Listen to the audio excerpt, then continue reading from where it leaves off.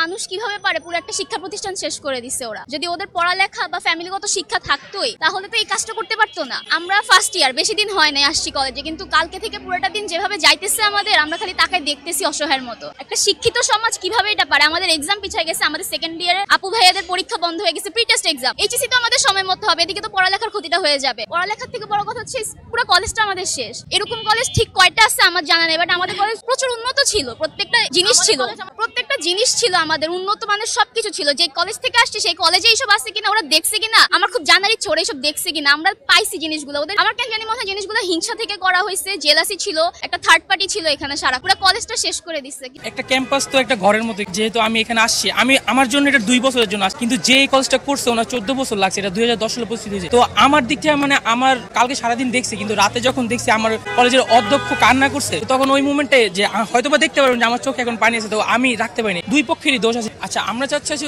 হচ্ছে গিয়ে, আমরা চাই না কোনো কলেজে ভাঙা হোক, সবাই ভাই ভাই, কিন্তু ওই কলেজে হামলা হয়েছে, এই কলেজে হামলা হয়েছে, এগুলো না হোক। আমাদের কলেজে অতি সত্ত্বর ঠিক করা হোক। আমাদের 25 তারিখ ইংরেজি সেকেন্ড ইয়ার পরীক্ষার কথা ছিল, যে ওই পরীক্ষাটা পিছিয়েছে, এখন আরো পিছাচ্ছে। এখন কিভাবে ক্লাস শুরু হবে, কবে শুরু হবে, মানে এটা তো ঠিক নাই। আমরা চাই অতি সত্ত্বর কলেজ ঠিক করা হোক এবং আমাদের ক্লাস কার্যক্রম ফিরে যাওয়া হোক। আর আমরা শান্তিপূর্ণভাবে, ভ্যান্ডালিজম কোনোভাবে কাম্য না। কেউ যদি ভ্যান্ডালিজম করে তো তাহলে তাকে শাস্তির আওতায় আনা হোক। আর এখানে সবাই ওই কলেজের ছিল না, বাইরের মানুষের ছিল, মানে এগুলো চিহ্নিত করা হোক। আমাদের এখানে কলেজে সিসি ক্যামেরা আছে, আশেপাশে সিসি ক্যামেরা আছে, এগুলো থেকে দেখা মানে ঠিক করা হোক, পরিস্থিতি স্বাভাবিক হোক। ভ্যান্ডালিজম কাম্য না।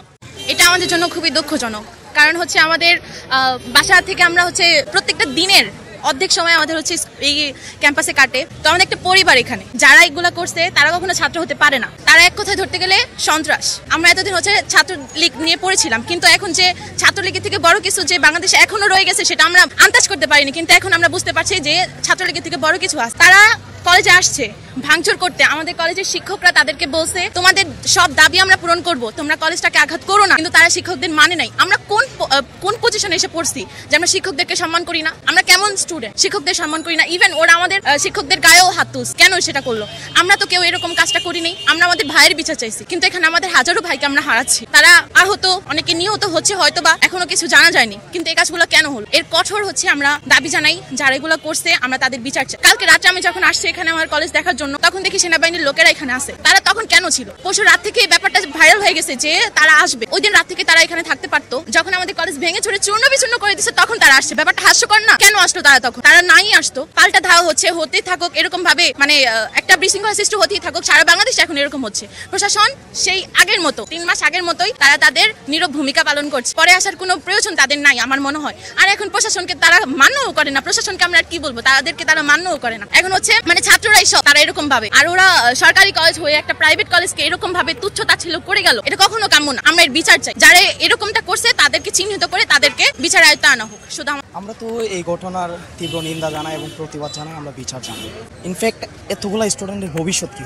এতগুলা স্টুডেন্ট এমনিতেই ওই বছর আমাদের পড়াশোনা হইতেছে না। এটা আমরা ফিজিক্যালি সময়ের মধ্যে যাইছি, 5 তারিখের পর থেকে আমাদের এমনিতেই পড়াশোনা হচ্ছে না। দেশটা একটা অস্থিতিশীল অবস্থা, এখনো দেশ স্বাভাবিক অবস্থা আসে নাই। আমরা গত বছরের তুলনায় এবছর এমনিতেও পড়াশোনা হইতেছে, তার মধ্যে যদি একটা কলেজে এরকম হয় তাহলে ওই বাচ্চাগুলোর ভবিষ্যৎ কি হবে? এটা তো ইনফ্যাক্ট না আজকে বললেই এটা কালকে ঠিক হয়ে যাবে, এটা তো আজকে বললে কালকে ঠিক হয়ে যাবে না, এটা তো সময় লাগবে। এতদিন যে সময় লাগবে এই বাচ্চাগুলো কি করবে? এই বাচ্চাগুলোর তো পড়াশোনা দরকার। একটা মানুষ যদি 1 মাস পড়াশোনা না করে তাহলে তো ও 1 মাস পিছাই যেতেছে। ইভেন এখন হচ্ছে ডিসেম্বর মাস, আমাদের সামনে এক্সাম, প্রত্যেকটা স্কুলেরই আমাদের লাস্টের দিকে এক্সাম চলে। এখন যদি পড়াশোনা না করে তাহলে এক্সামটা দিব কিভাবে? প্রত্যেকটা স্কুলে এখন এক্সামের সময়, এখন এই মেইন সময়, এখন পড়াশোনা হচ্ছে মেইন সময়। তার মধ্যে যদি একটা কলেজের এরকম অবস্থা হয়, নিজের বিভাগ বিচ্ছন্নতা থেকে যদি চিন্তা করে কেউ, ওদের মানসিক বিভাগ বিচ্ছন্নতা দরকার। আমরা এটার তীব্র নিন্দা জানাই। যারা শাস্তি কলেজের, সরকারি কলেজ হোক, সৌরাদি কলেজ, কবি নজরুল কলেজ, যারা এটার সাথে জড়িত তাদেরকে বিচারের আওতায় আনা দরকার। কারণ 5-7 হাজার স্টুডেন্ট এখানে পড়াশোনা করে, এখন যদি ওরা 1 মাস পড়াশোনা না করে তাহলে পিছিয়ে যাবে। ওরা পরীক্ষা দিবে কিভাবে? তাহলে ফলাফল কি আসলো? সারা বছর পড়াশোনা করে যদি পরীক্ষার সময় আমরা পরীক্ষাই না দিতে পারে তাহলে তো ফলাফল জিরো। আমাদের ভাইরা আর্মিদের কাছে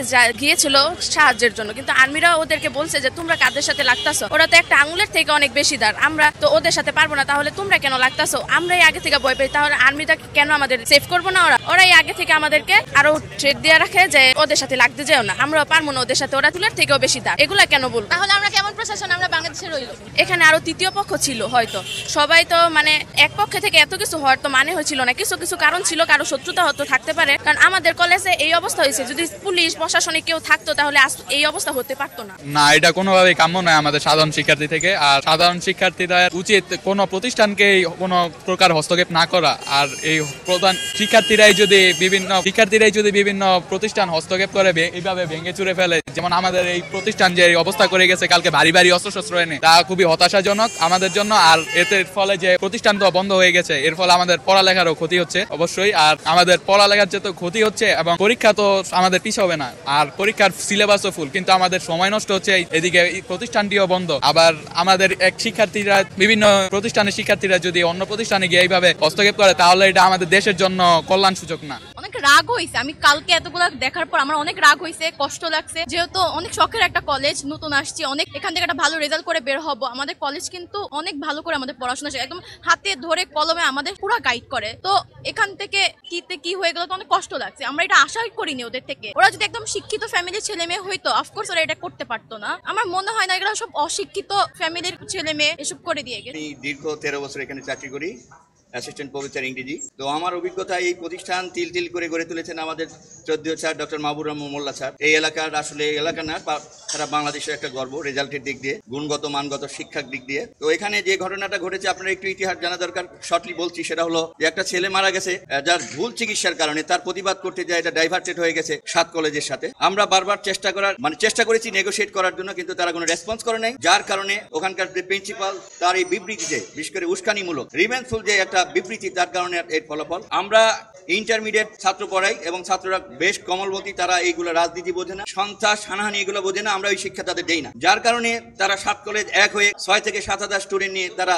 আক্রমণ করেছে। আমরা প্রতিহত করার চেষ্টা ওইভাবে করি নেই, কারণ আমরা কখনো কল্পনায় ভাবি নাই যে এই প্রতিষ্ঠানে এইভাবে আঘাত আনবে। আমরা এলাকার লোককে সংগঠিত করতে পারতাম, আমরা তাও বলিনি। তাদের শিক্ষকরা তাদেরকে হেল্প করেনি। বর্তমান প্রেক্ষাপটে এটা একেবারেই আনথিঙ্কেবল একটা সিচুয়েশন। সুতরাং এই ঘটনার আমি তীব্র নিন্দা জানাচ্ছি এবং সুষ্ঠু বিচারিক একটা তদন্তের মাধ্যমে আর কোনো প্রতিষ্ঠান যেন এরকম হামলার শিকার না হয়, ছাত্ররা যেন তাদের ভালো একটা পরিবেশে ফিরে আসে। বিশেষ করে প্রশাসনকে বলবো এই ব্যাপারে যেন আয়রনি হ্যান্ডে খুব রুলিং করে এবং স্টেপ নেয়, সেটা আমার সাজেশন থাকবে। ক্ষতির পরিমাণ তো আপনারা দেখছেন যে প্রত্যেকটা 12তলা 2টা বিল্ডিং, যেখানে একটা ম্যাসাকার করে ফেলছে। 1 থেকে 1.5 ঘন্টা তারা অপারেশন করেছে এবং তারা ভাড়াটিয়া গুন্ডা নিয়ে এসে বিভিন্ন জায়গা থেকে, বাংলা বাজার, ধলাইপাড়, ধলাইখাল, বিভিন্ন জায়গায় যারা প্রশিক্ষণপ্রাপ্ত অস্ত্রশস্ত্র নিয়ে তারা এখানে আঘাত করেছে। আমরা তো ওই সন্ত্রাসকে কখনোই প্রশ্রয় দিই না। বর্তমান সরকার সন্ত্রাসের বিরুদ্ধে, নৈরাজ্যের বিরুদ্ধে, এইগুলোর প্রতিরোধ অবশ্যই করতে হবে, নইলে তো আবার এই আন্দোলন জেগে উঠবে। এটা একজন টিচার হিসেবে আমরা কখনোই এর প্রত্যাশা করি না এবং এর সুষ্ঠু তদন্ত বিচার চাই এবং অবশ্যই এই ঘটনার যেন উপশম হয়। আসল তদন্ত যে আমি আমার বক্তব্য শেষ করছি এবং আপনাদের যারা মিডিয়াতে আছেন তারা অবশ্যই লিগ্যাল যে ঘটনাটা এটা আপনারা প্রকাশ করবেন, এটা আমাদের